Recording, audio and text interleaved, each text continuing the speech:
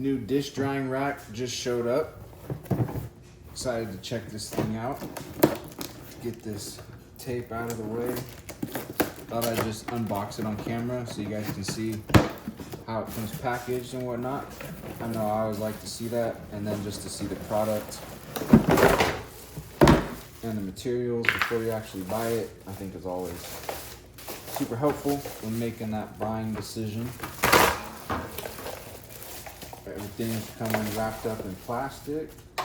We got several different pieces right here.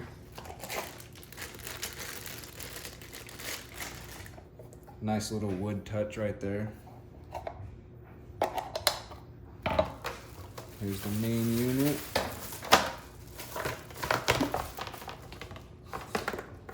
So there's the rack. You got these little cup holders on the side.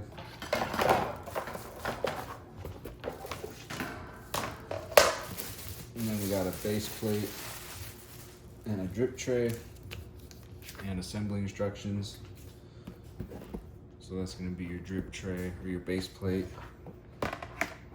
and drip tray right here.